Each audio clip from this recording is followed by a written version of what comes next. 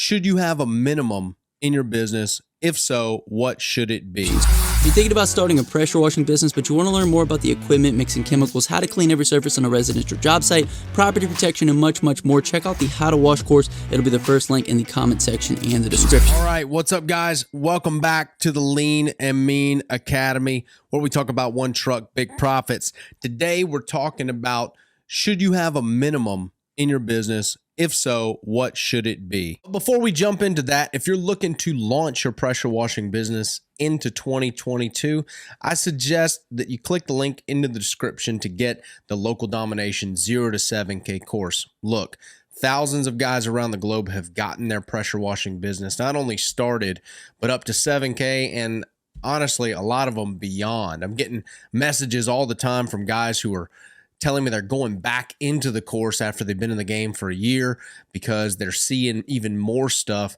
that they didn't pick up on and they're implementing again. So if you're really serious about starting a pressure washing business on the right foot, it'll be the first link in the description, first link in the comments. Get it today. Don't wait. Let's jump into this video.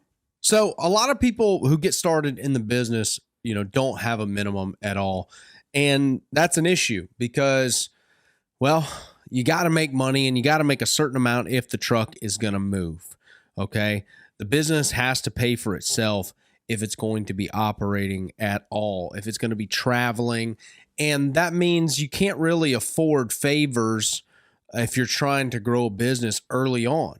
You can't afford to discount like some of you guys are discounting, doing the sides of houses for $100 and you're driving 20 minutes to get there, and you guys set up and then you do all your thing and then you clean the one side of the house because it's a cheap customer. And then you roll back and you probably made $25 for your time. That's an issue. So that's why we have minimums in place, is so that our business, if it's going to make a stop, the truck is making a stop or the truck is leaving the office, it's going to be making money. And so a lot of guys, start with a minimum. I recommend starting your minimums at $200. Okay. $200 for anything, meaning if the truck cranks up, $200 has to be on the docket for us to clean. A lot of guys are going to, $300 as minimums, for house washes, for stuff like that. And so once you're at a place where lead flow will allow that type of demand, where you're saying, look, we need $300 or the truck's not going to move, that's a good place to be, because that means you have choices. All right. The $200 is more of the new guy. All right. He's the guy who's saying, all right, I'm going to make this a career. I'm going to build this business, but he's not destitute. I realize some of you guys out there who are wanting to start this, I always have to kind of understand your situation, because I was there. If you got to have the money, go do the job.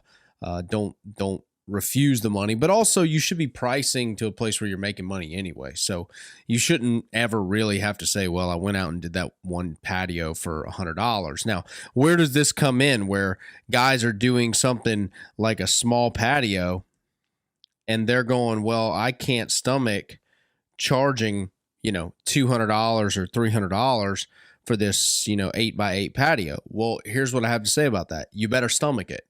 Like, figure out a way to get it down, stomach it, because what this is going to do is it's going to allow you to kind of curate your customers, and the people who won't do the minimum, who are just calling to nitpick you, all right, because they didn't tell you that little small patio they have you come in to clean for $100 is covered with lawn furniture. It's covered with toys, and it hasn't been cleaned for 10 years, and they're not going to be there. So when you show up, you get to move all that stuff out into the yard, and it's all covered with all these little intricate wind chimes and stuff like that, and you get to move it all out, and you didn't make any money on the day. And it's because, well, it's partially because of your Baptist guilt that you wouldn't charge for what need to happen, but all of it comes back down to having a minimum. Okay.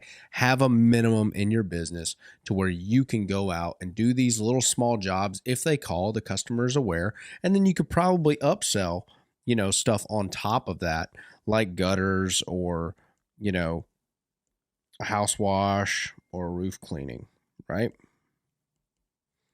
And so I recommend starting your minimums at $200. $300 is preferable. If you got lead flow to do 300, do it there. And so that's what I believe is a good minimum for a pressure washing business. If you love this video, go ahead and hit the like button. Go ahead and hit the subscribe button for me. And I'll see you guys in the next video.